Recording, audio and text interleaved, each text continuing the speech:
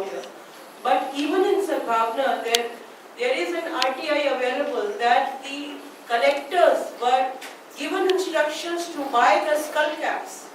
Most of the people whom you saw sitting in front of Mr. Narendra Modi during his Sadbhavna fast were government employees wearing the skull cap. It's not that so many Muslims had suddenly become fond of him. They are also running after him because they have to survive there. Especially the businessmen have to survive. If they don't, then he would not let them do businesses. He is an extremely, a man who takes revenge from everyone who opposes him, whether it is Sanjeev Bhatt, whether it is R.B. Shri Kumar, all the senior police officers who stood against him, they have been totally reduced or sidelined.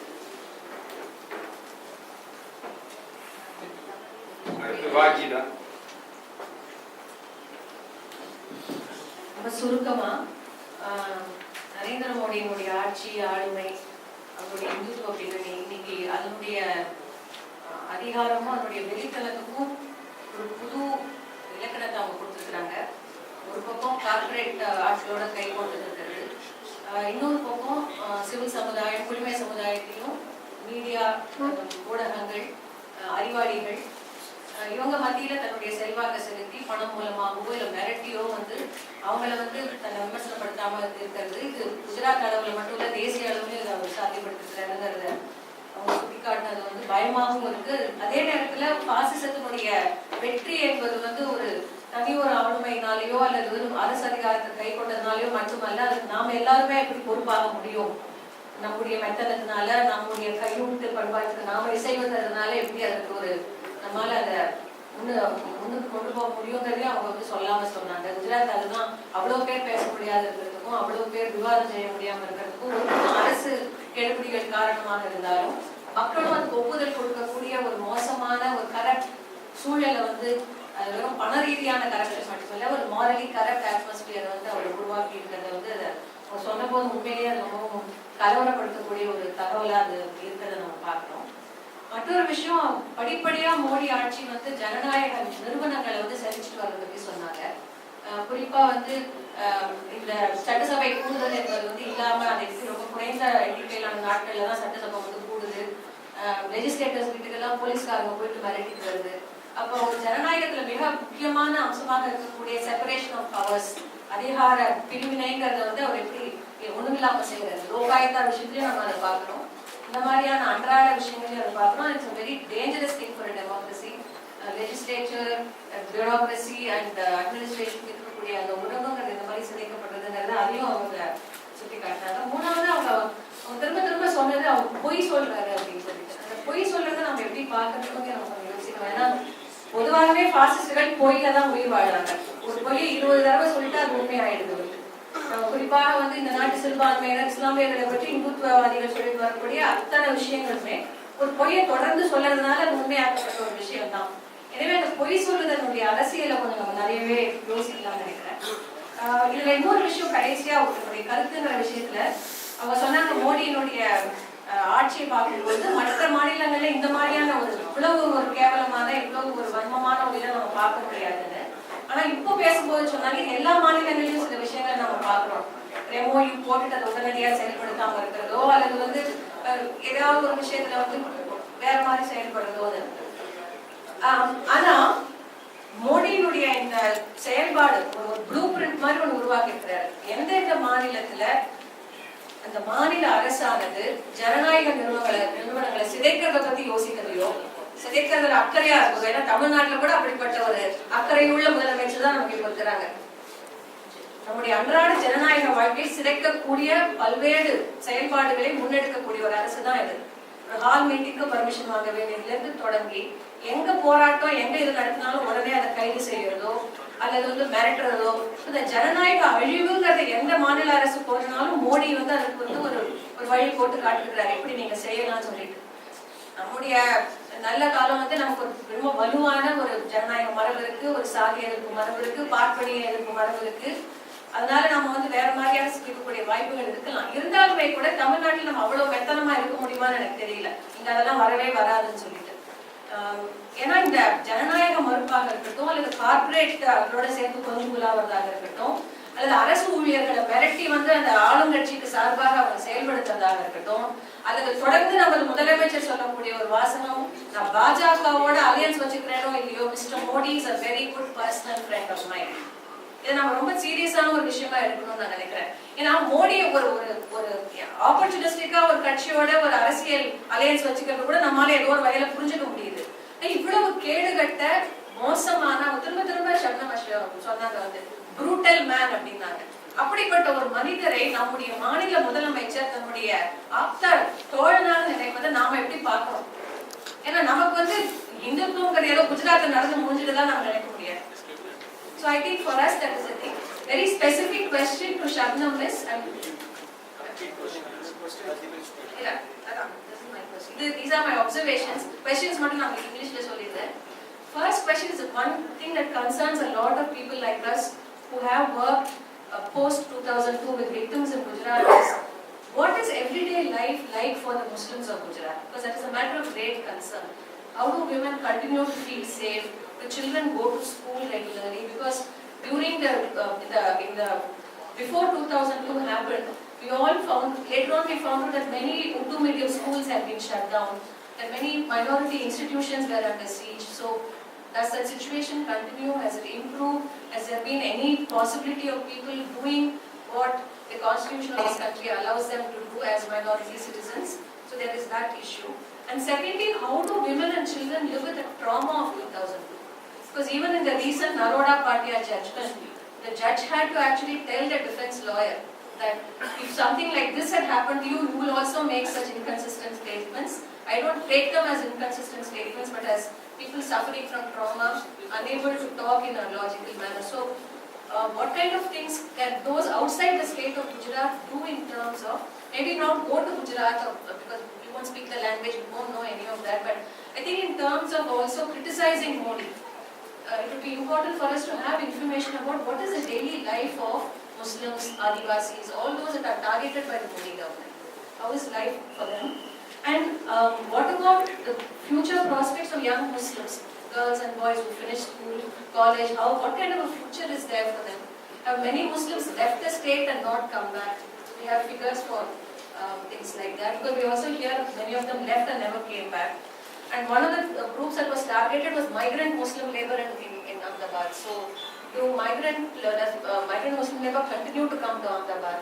So, you can just give us some information on that.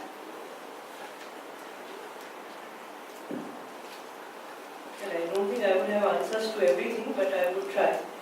See, one is that I've already spoken about 2002, which was continued after that in the form of fake encounters.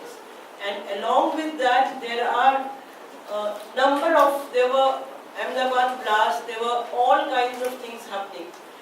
Every time there was some small election taking place, there was a need to create a communal atmosphere.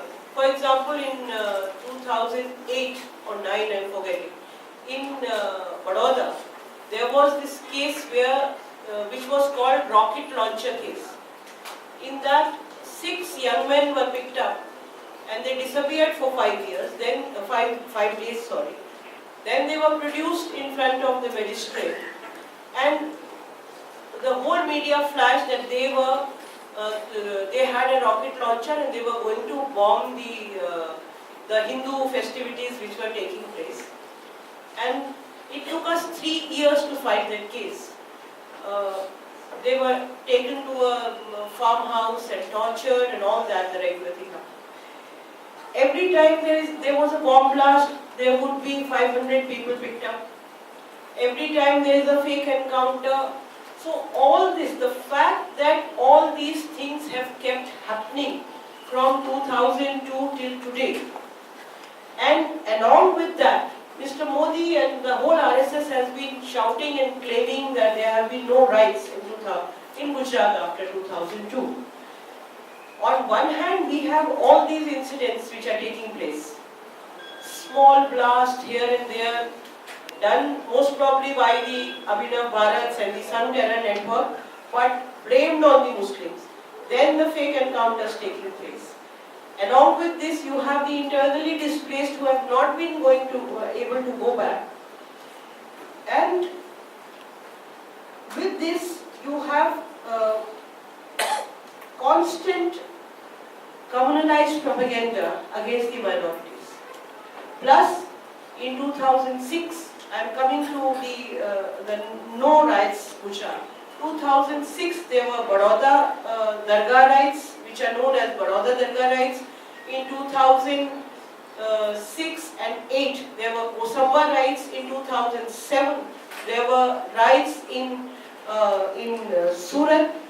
In between, there are 5 graveyards which were captured by the local administration, and roads paved into them, or half of the graveyard taken away. So constantly there is something or the other which is happening, which would not let the minorities feel that they are secure. They are constantly living in this atmosphere which is transmitting the messages of insecurity in the mind and the heart. Under these conditions, whatever normal lives could be have been there. And there are a lot of children from 2002 victims whose education stopped forever. There are many who went back to schools, losing 2 years, losing 3 years. Most of the resettlement colonies which were made, they were outside the cities and very far away from schools. It was only after the intervention from the center, we had done a huge public hearing of the internally displaced, and at that time got the election commission to issue the voter ID cards and BPL and APL cards. After that, some amount of, what we can call normalcy came into their lives. But conditions continue to be like that. In March this year, March and on 28th February, I think, 28th February and 8th of March, on these 2 days, or a day earlier or later, there were 20 businessmen in Chota Udaipur whose factories were totally gutted. Totally gutted, nothing left. People losing 15 lakhs, 20 lakhs, 30 lakhs, and no FIR was lodged. I mean, we took this case to the Minority Commission. The Minority Commission has taken it up with the Gujarat government. But these things keep on happening in different parts of Gujarat. At the same time, there are people like Zafar Salishwala, who had sold himself to Modi in 2002. He continues to be a big supporter of Modi and speaks in favor of him. So there are, like in any community, there are people who are opportunistic, who are with him, and there are people who are leading with him. Women and children, there is no way that you can forget the traumas. You can stop talking about them, whether it's children or whether it's women. But these traumas, somebody who has lost 22 people in the family, somebody, a child, 5-year, 6-year, 7-year child, who has seen his mother and sister being gang raped in front of him. I don't think that trauma ever leaves you. The trauma of the partition in North India has not left people till today. The kind of separation, the uprooting of people, so that continues. There are people who have left Gujarat, but frankly, there is nobody who has done a study on it. We don't have any statistics on how many. At that time, a lot of businessmen had moved out. But the poor people can hardly move out. They have nowhere to go, so they continue to live there. Future prospects are, I would say that it is probably 2 degrees, 5 degrees more difficult for Muslims, but the condition is same for the tribals, for the Dalits. The conditions for the poor in Gujarat are pathetic, and minorities, most of them come in that category. Minorities and Dalits and tribals come in that category of the most deprived sections, which is now 40%, almost 40% in Gujarat. So future for all of them, if the educated youth is 10 lakh of unemployed there today, then people who are unable to access education and health and other facilities, they are in a much worse condition.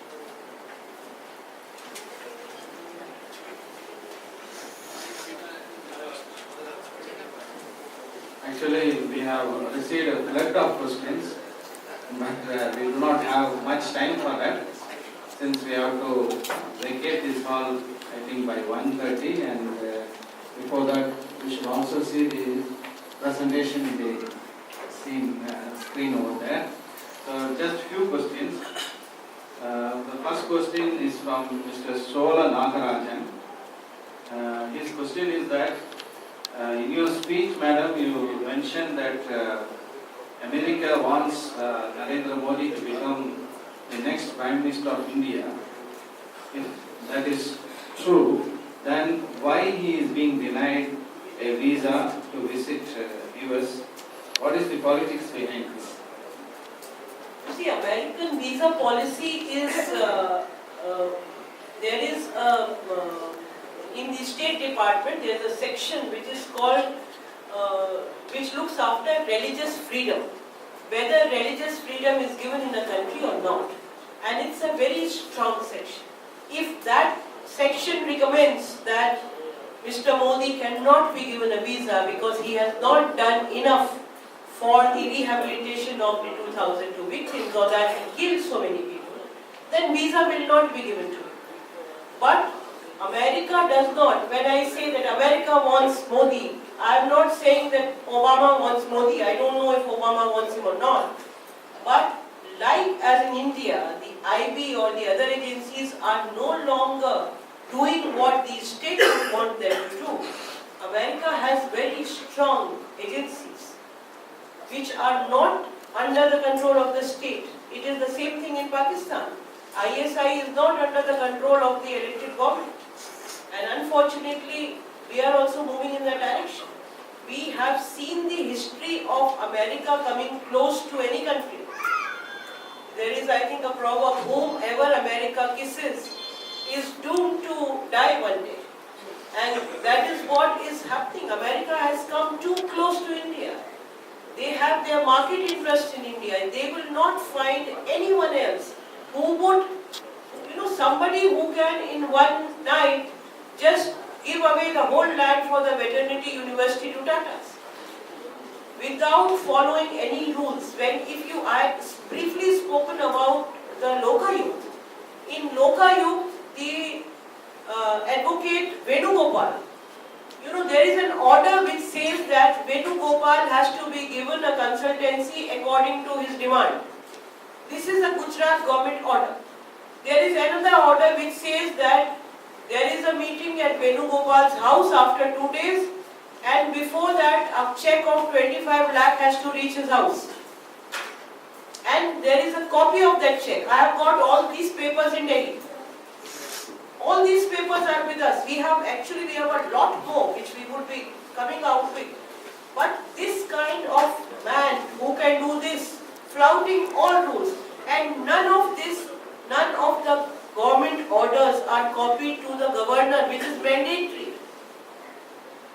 In a state where your public prosecutor can go and tell the judge that the SC/ST Act has been amended by the state, and the judge doesn't know that this is a central act which cannot be amended by the state, you can imagine what can happen.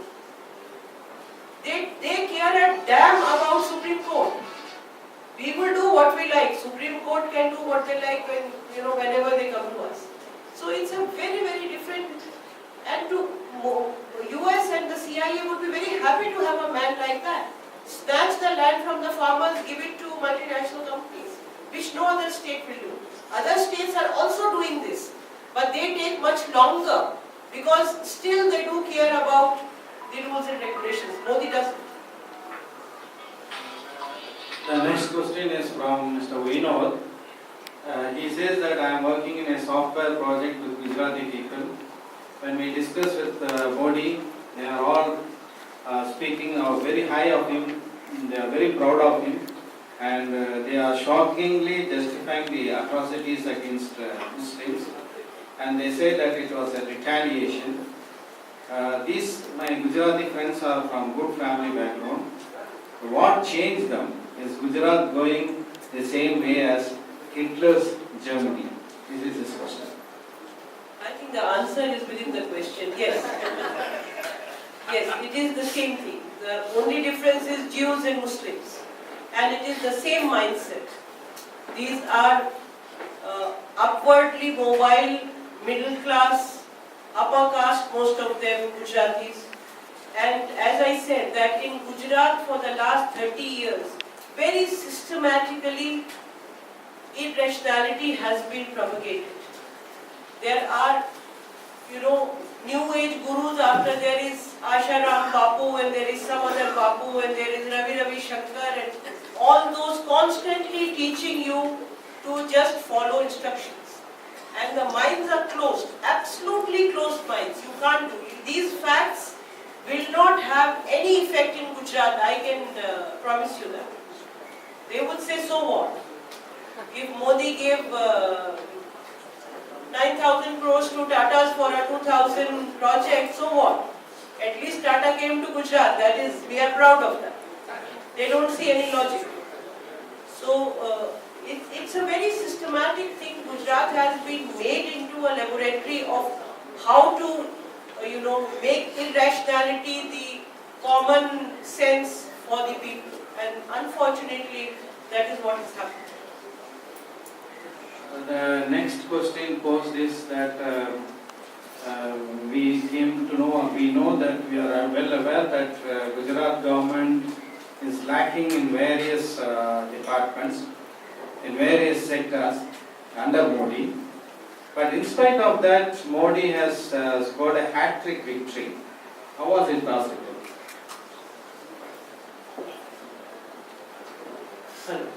I think once I have already spoken about what happened during the elections.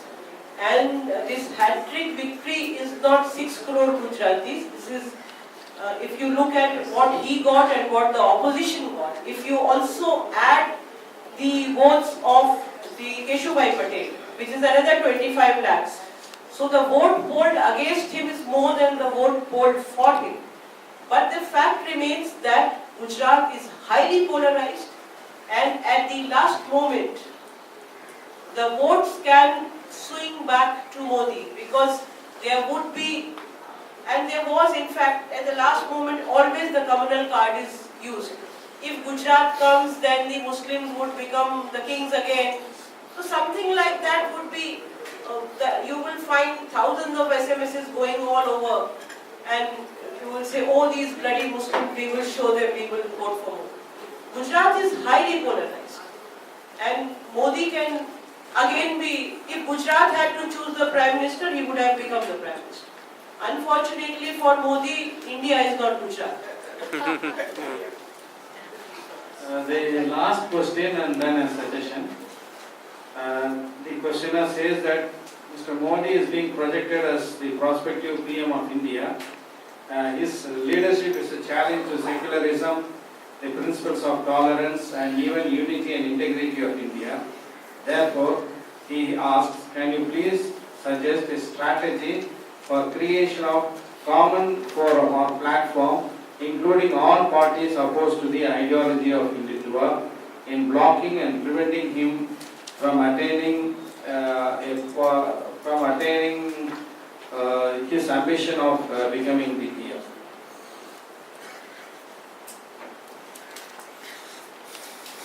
I don't think I can propose any strategy. Getting all political parties, all groups together, that can actually only happen in undemocratic parties.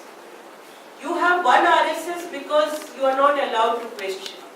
In a democracy, it is more the merrier. The diversity is very important and different voices are very important.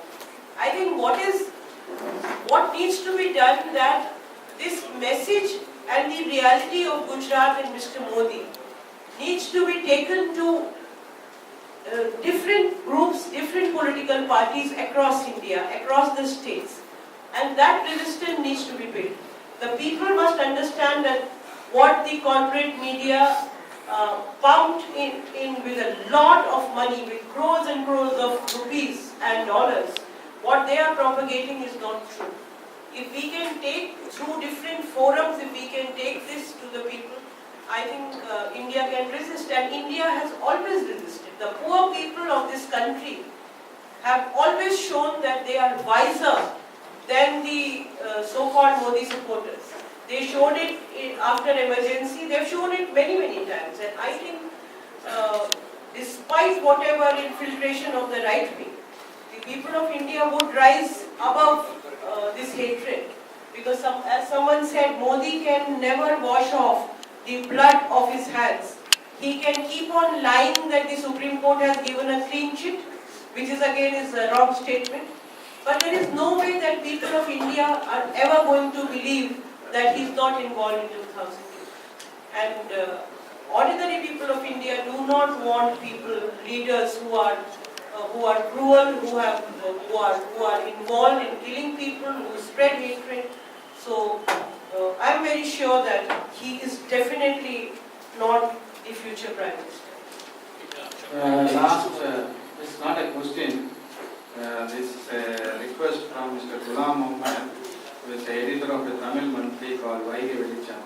He suggests that your speech should be brought out in a booklet, and he is prepared to translate and publish it in Tamil. One question you have answered. I was asking about education.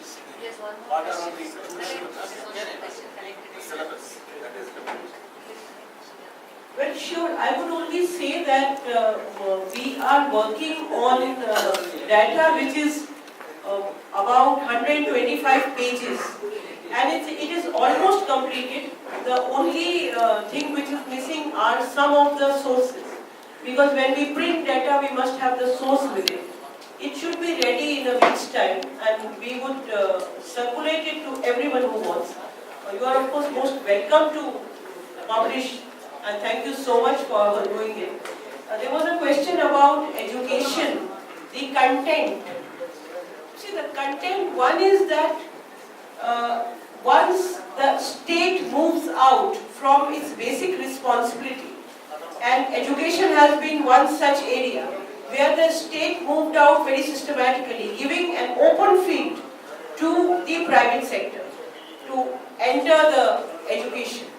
And unfortunately, the left, secular, democratic sections of the society were not in a situation to open their own schools, to open their own colleges, and have democratic education imparted to the next generation.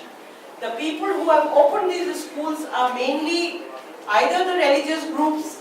If we look at the Hindutva, it is the RSS, which has over 1 lakh Shishu Mandirs now across India, and Saraswati Vidya Mandirs and so on. In Gujarat, even the state education has, there are paras about how wonderful Hitler was and how he was a very good administrator and how he progressed in the 9th standard social studies book. All these questions have been raised, but Anhat has not done a deeper study on the content of education. There is a group in Nirantar in Delhi which has studied the Gujarat textbooks, and there is an activist, Trupti Shah, in Vadodara. She has done some study. I can always connect with them and look at it. You have